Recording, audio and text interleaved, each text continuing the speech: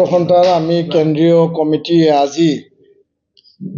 কেন্দ্ৰীয় কাৰ্যালয় বডোফা হাউচ কোকৰাঝাৰত আমি সংবাদমেল আয়োজন কৰিছোঁ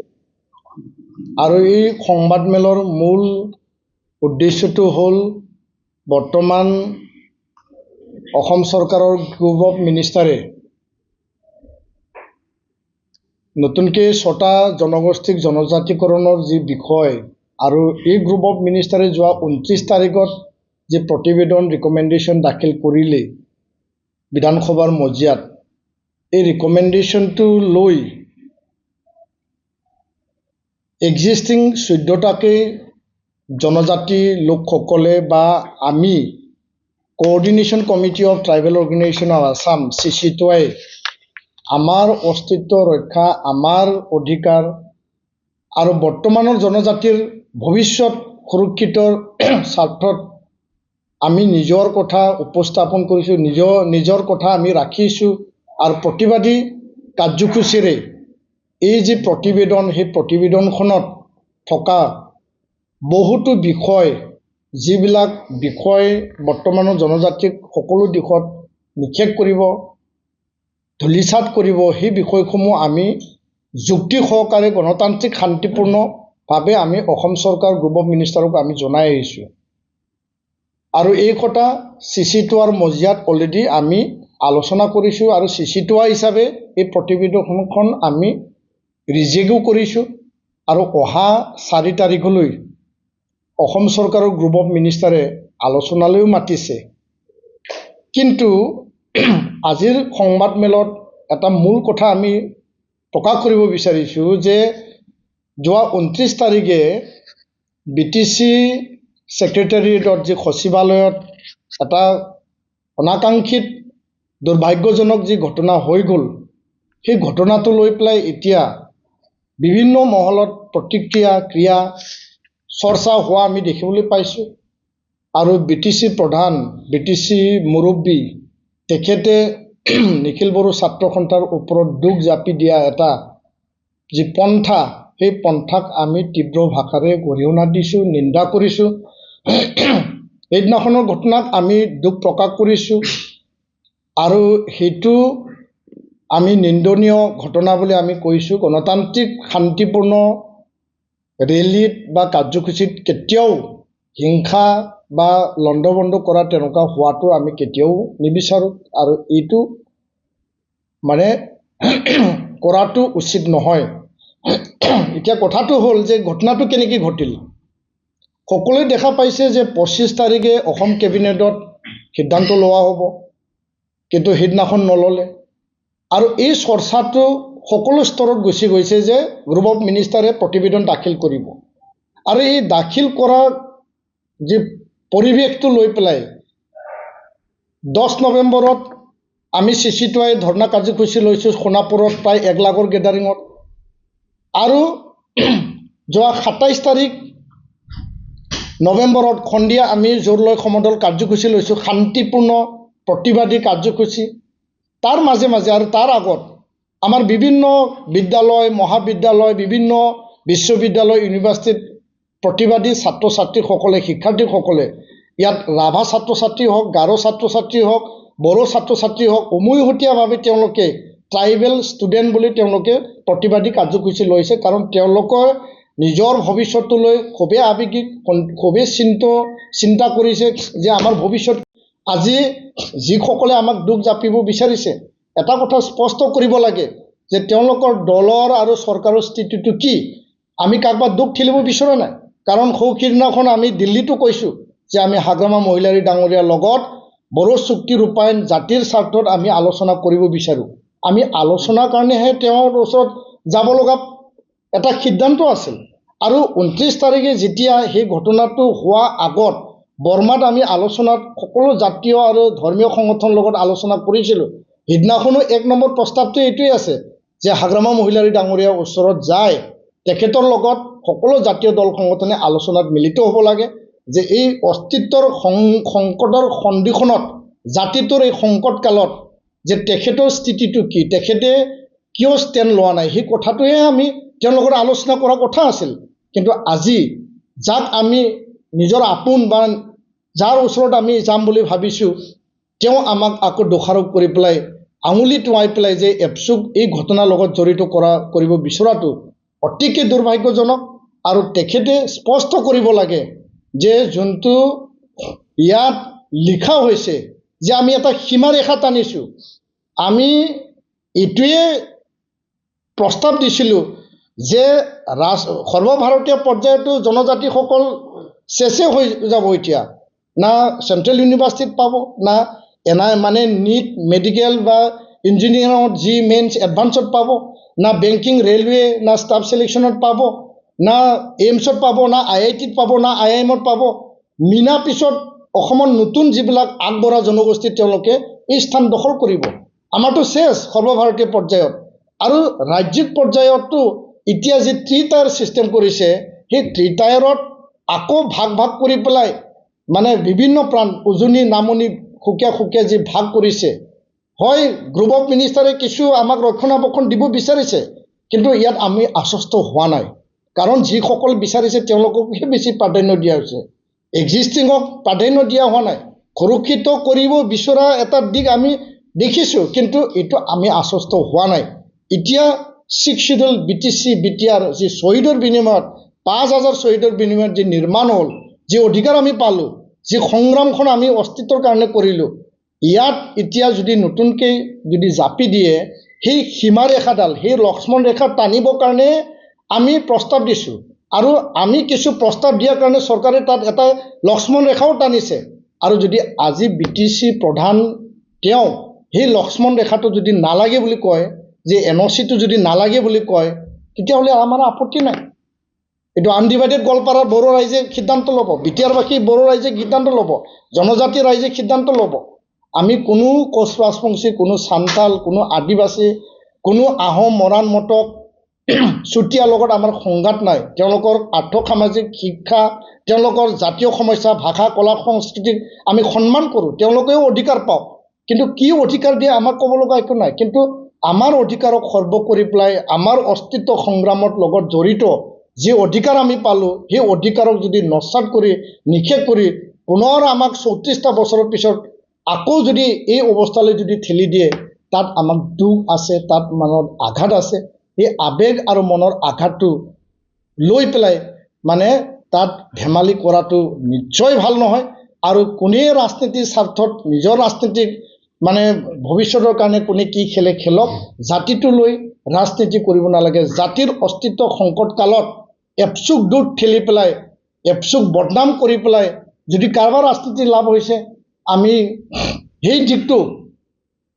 একদম দুখ প্ৰকাশ কৰি আমি এতিয়াও আহ্বান জনাইছোঁ BTC মুৰব্বী, BTC প্ৰধান ডাঙৰীয়াক,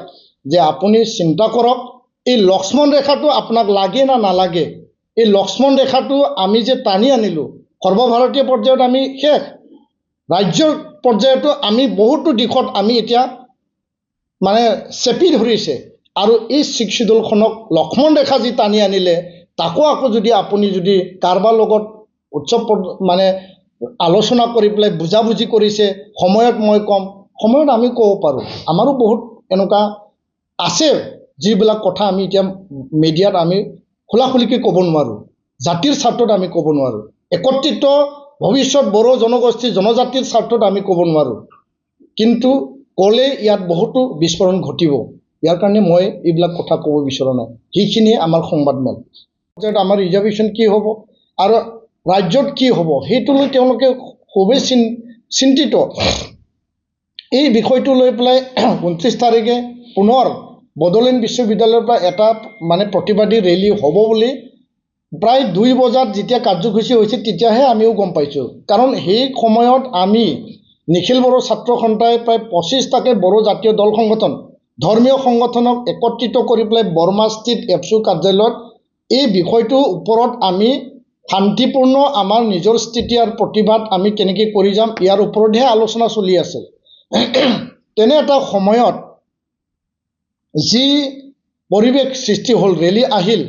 আৰু এতিয়া আমি সকলো স্তৰৰ পৰা আমাৰ যি ৰিপৰ্ট আমি কালেক্ট কৰিছোঁ যে তাত 1:30 বজাত কোকৰাঝাৰৰ পৰা আৰক্ষী বিষয়াসকলে গৈ পেলাই ইউনিভাৰ্চিটিত আলোচনা কৰিছিল, সকলো স্তৰত আলোচনা কৰিছে যে প্ৰতিবাদ কৰক, শান্তিপূৰ্ণ হওক। সকলোৱে ছাত্ৰ ছাত্ৰী মানি লৈছে ৰেলী আহিল বিভিন্ন কলেজৰ পৰা তাত ৰেলীত অংশগ্ৰহণ কৰিলে বিভিন্ন ইউনিভাৰ্চিটি কোকৰাঝাৰ ইউনিভাৰ্চিটি হওক বড়োলেণ্ড ইউনিভাৰ্চিটিয়ে তাত অংশগ্ৰহণ কৰিলে আৰু ৰেলী খুব শান্তিপূৰ্ণভাৱে আহি থাকিল কিন্তু হঠাৎকৈ বড়োলেণ্ড যোনটো BTC ছেক্ৰেটেৰিয়েট এই পোৱা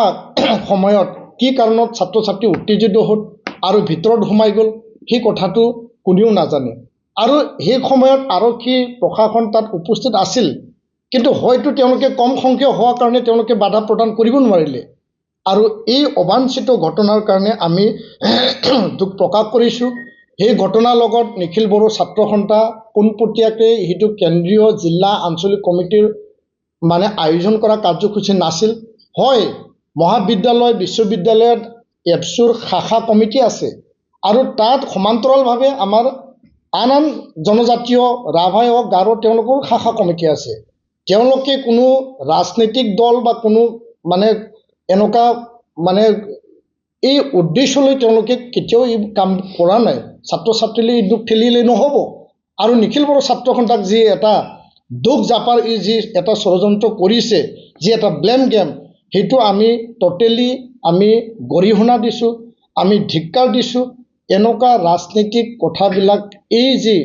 জাতিৰ এটা অস্তিত্বৰ যি সন্ধিখনত জাতিৰ অস্তিত্বৰ এই পৰিৱেশত কৰাটো আমি মুঠেই ভাল পোৱা নাই আৰু এপছু সদায় শান্তিপূৰ্ণ গণতান্ত্ৰিক অহিংস মহাত্মা গান্ধী আৰু উপেন ব্ৰহ্মৰ আদৰ্শৰে আমি কাৰ্যসূচী ৰূপায়ণ কৰি আহিছোঁ আৰু ইয়াৰ কাৰণে চিচিটোৱে যিখিনি কাৰ্যসূচী আমি লৈছোঁ খুবেই শান্তিপ্ৰিয় খুবেই গণতান্ত্ৰিকভাৱে আমি সেই কাৰ্যসূচী লৈছোঁ আৰু এই ছাত্ৰ ছাত্ৰীৰ যি ৰেলী যি এটা এই ঘটনাটো ঘটিল সেইটো এটা স্পণ্টেনিয়াছ ৰেলী আছিল এইটো এটা স্বতঃস্ফূৰ্ত সকলোৰে আৱেগত ভৰা এটা ৰেলী আছিল আৰু সেইটো প্ৰশাসনে নিশ্চয় বাধা প্ৰদান কৰিব লাগিছিল আৰু এই ঘটনাটো হৈ যোৱাৰ পিছত এতিয়া আমি নিজৰ যি মনৰ কথা আমি দুখ প্ৰকাশ কৰিছোঁ স্পষ্টকৈ কৈছোঁ এই কাৰ্যসূচী আজি বিভিন্ন প্ৰান্তত অসমত উজনি নামনি ধেমাজিয়ে হওক দুধনৈ হওক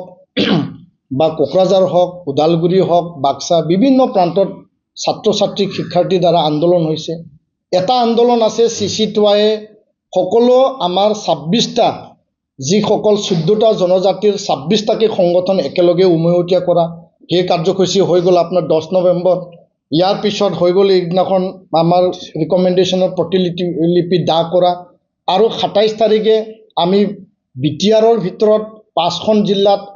ট্ৰাইবেল সংঘ এপছু আৰছু বা গাৰো ছাত্ৰ সন্থা হাজং ছাত্ৰ সন্থা একেলগে আমি কৰিছোঁ সেইটো হ'ল চিচিটোৱে অৰ্গেনাইজ কৰা কেন্দ্ৰীয়ভাৱে জিলা আঞ্চলিক ভিত্তিত কাৰ্যসূচী আৰু ছাত্ৰ ছাত্ৰীয়ে নিজাকৈ যিহেতু কলেজত এপছুৰ ইউনিট কমিটি আছে ৰাভাৰ কমিটি আছে গাৰোৰ কমিটি আছে হাজঙৰ আছে বা বিভিন্ন জাতি জনগোষ্ঠীৰ তাত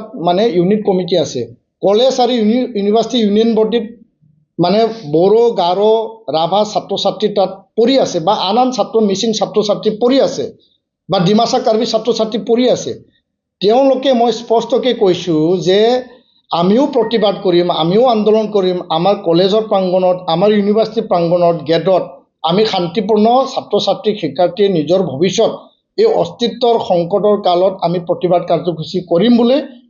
আঞ্চলিক ইউনিট এপছুৰ পৰা তেওঁলোকে ফ্লেগ লৈ গৈছে তেওঁলোকে তাত পোষ্টাৰ লৈ গৈছে আৰু তেওঁলোকে শিক্ষাৰ্থী হিচাপে কৰিছে ট্ৰাইবেল ষ্টুডেণ্ট হিচাপে প্ৰটেষ্ট কৰিছে হয় তাত এপছুৰ ফ্লেগ আছে তাত ভাৰতৰ ইণ্ডিয়ান ফ্লেগো তাত পতাকাও আছিল তাত ৰাভাৰ পতাকাও আছিল তো আমি তেওঁলোকক দুখ ঠেলিব বিচৰা নাই আমি তেওঁলোকক কিবা কৰিব বিচৰা নাই তেওঁলোকে নিজস্ব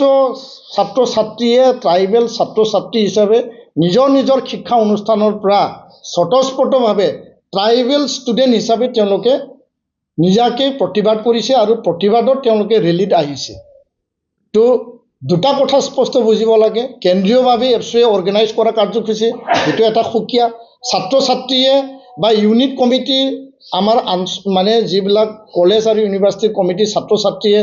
অৰ্গেনাইজ কৰা ইউনিয়ন বডিয়ে অৰ্গেনাইজ কৰা ৰাভা গাৰো বড়ো ছাত্ৰ ছাত্ৰীয়ে অৰ্গেনাইজ কৰা এইটো কাৰ্যসূচী সুকীয়া কিন্তু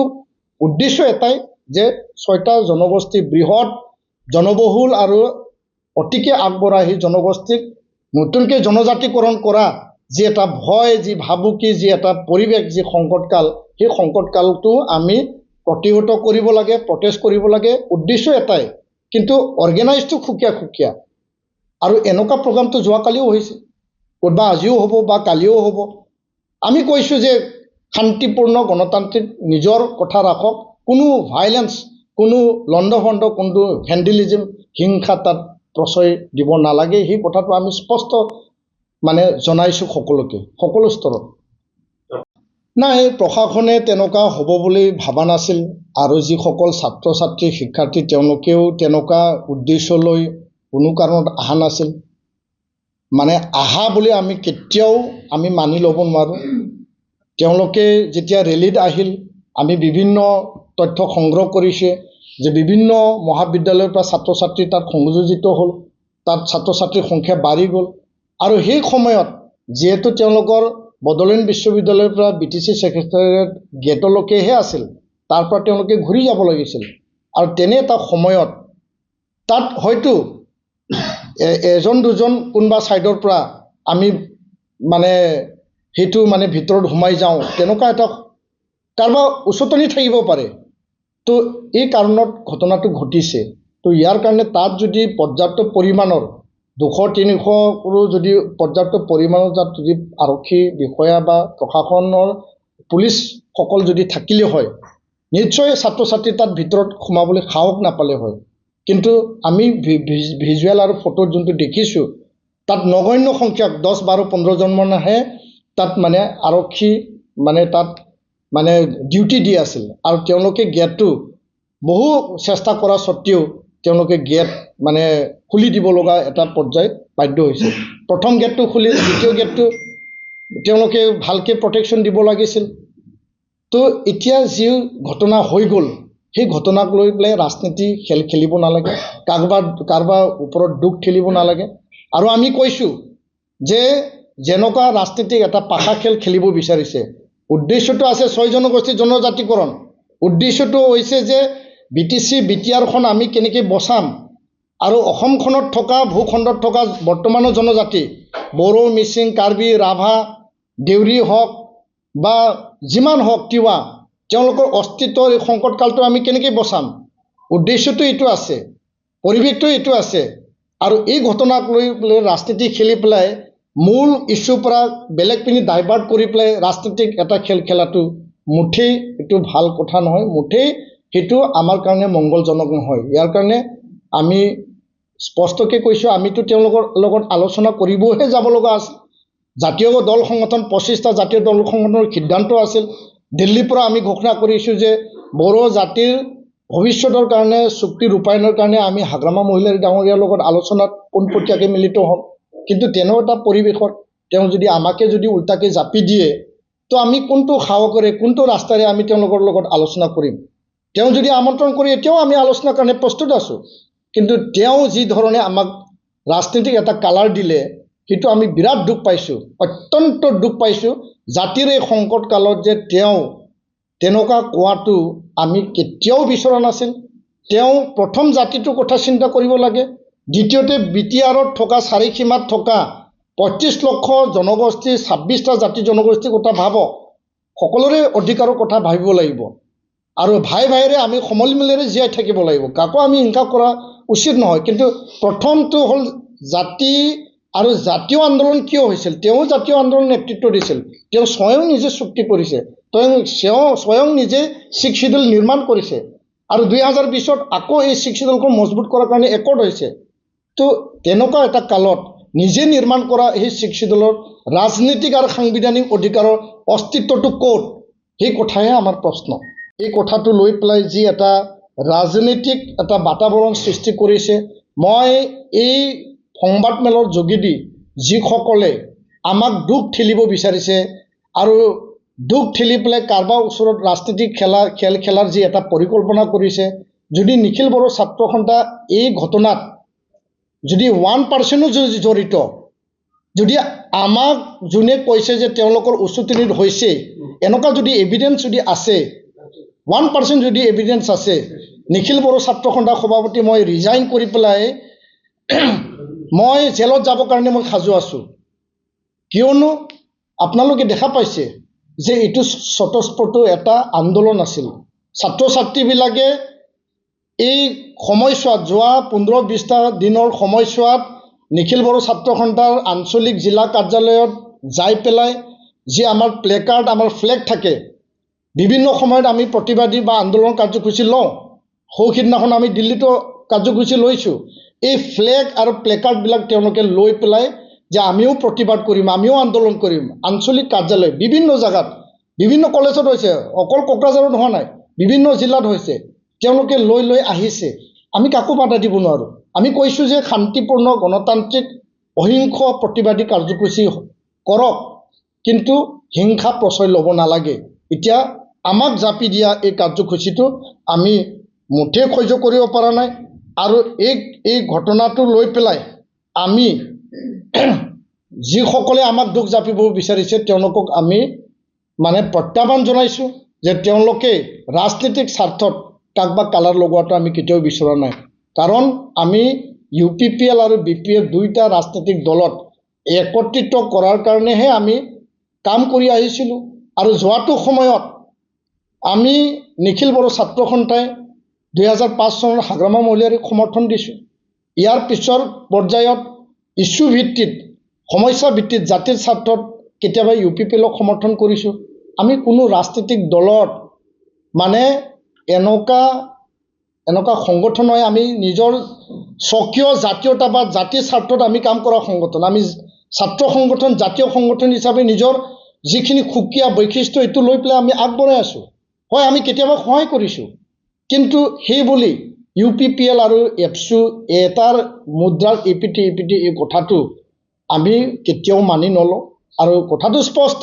ৰাজনৈতিক দলে ৰাজনৈতিক দলৰ কাম কৰিব ছাত্ৰ আৰু জাতীয় সংগঠনে জাতিৰ ছাত্ৰ সংগঠনৰ কাম কৰিব আৰু এই পৰিৱেশত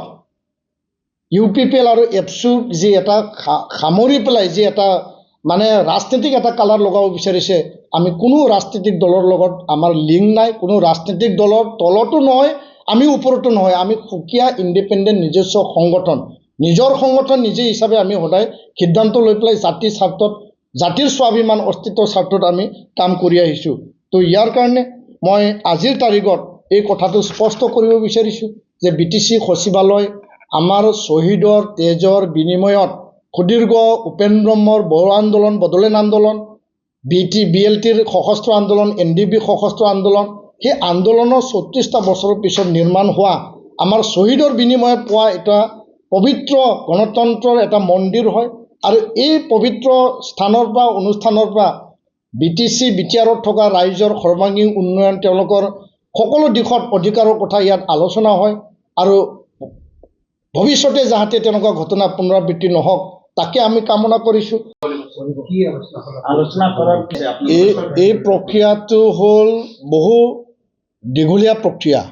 আজি জনজাতিকৰণ বিচাৰি 30-40টা বছৰ আন্দোলন চলি আছে বিভিন্ন সময়ত আৰু যেতিয়া নিৰ্বাচন আহে বিধানসভা বা লোকসভা তেতিয়া এই জনজাতিকৰণ বিষয়টো বহুতো প্ৰাসংগিক হৈ পৰে ভাৰতৰ চৰকাৰ আহিছে অসমত চৰকাৰ আহিছে সকলো চৰকাৰে কৈছে যে আমি 6 জনগোষ্ঠীৰ জনজাতিকৰণ সমস্যা সমাধান কৰিম আৰু তেনেকুৱা এটা প্ৰতিশ্ৰুতিৰে চলি আহি আছে আৰু বৰ্তমানৰ জনজাতিসকলে এটা চৰকাৰক দাবী ৰাখিছে বৰ্তমানৰ জনজাতিক ক্ষয়ক্ষতি কৰা কোনো কাৰ্য আমি মানি নলওঁ আৰু কোনো কাৰণত 14টাকৈ জনজাতিৰ অস্তিত্ব বিপন্ন কৰি পেলাই কাকবা অধিকাৰ দিয়াটো আমি কেতিয়াও মানি নলওঁ এনেকুৱা এটা সন্ধিখনত 6 জনগোষ্ঠীৰ জনজাতিকৰণে যিখিনি মানে জনগোষ্ঠীৰ জনজাতিকৰণ বিচৰা তেওঁলোকৰ লগত চৰকাৰে আলোচনা কৰিছে গ্ৰুপ অফ মিনিষ্টাৰ বনাইছে প্ৰথম পৰ্যায়ত বৰ্তমানৰ মুখ্যমন্ত্ৰী ডক্টৰ হিমন্ত বিশ্ব শৰ্মা ডাঙৰীয়া তেওঁ চেয়াৰমেন আছিল এতিয়া আহি ডক্টৰ ৰনোজ পেগু ডাঙৰীয়া শিক্ষামন্ত্ৰী তেওঁ জনজাতি পৰিক্ৰমা মন্ত্ৰী তেওঁ চেয়াৰমেন হৈ গ'ল তো এই বিভিন্ন সময়ত চিচিটোৱাৰ লগত আলোচনাত মিলিত হৈছে এক পিনিদি 6 জনগোষ্ঠীৰ জনজাতিকৰণ বিচৰা দল সংগঠনৰ লগত মিলিত হৈছে আৰু ভাগে ভাগে আলোচনা কালত চিচিটোৱে আমাৰ যিখিনি গ্ৰিভেন্সেছ আমাৰ যিখিনি মানে ভয় বা শংকা সেই ভয় আৰু শংকাটো আমি ব্যক্ত কৰিছোঁ আৰু এই ব্যক্ত কৰাৰ কাৰণে আজি কিছু কথা তাত লিখিছে কিন্তু বহুতো কথা আছিল যি কথাবিলাক প্ৰাধান্য নাপালে গুৰুত্ব নাপালে আৰু সেইটোকে মন্ত্ৰী ডাঙৰীয়াই কৈছে বা মুখ্যমন্ত্ৰীয়ে কৈছে যে তেওঁলোকৰ লগত 10-12 লানি আমি আলোচনা কৰিছিল কি মই এইটোৱে স্পষ্ট কৰিছোঁ আমাক কিছু ক্ষেত্ৰত প্ৰটেকশ্যন ছেফগাৰ্ড দি তেওঁলোকক দিব বিচৰা দিশো তাত দেখা পাইছোঁ আমি কিন্তু যিবিলাক এতিয়া 6.1 recommendation of the GOM report on 6 community আৰু 6.6লৈকে যি মূল কথাটো তাত আছে তাত বহুতো কথা আছে যোনটো আমি শংকা বোধ কৰিছোঁ কিয়নো ৰাজ্যসভাত এই বিলটো এতিয়া অলৰেডি তাত টেবুল হৈ আছে আৰু ৰাজ্যসভাই 2019ত সিদ্ধান্ত লৈছিল যে এইটো অসমৰ বিষয়ে অসমত পুনৰ পঠাব লাগে গ্ৰুপ অফ মিনিষ্টাৰে যি ৰিপৰ্ট দিব সেই হিচাপে ৰাজ্যসভাই সিদ্ধান্ত ল'ব তো সেইটোৱে কথা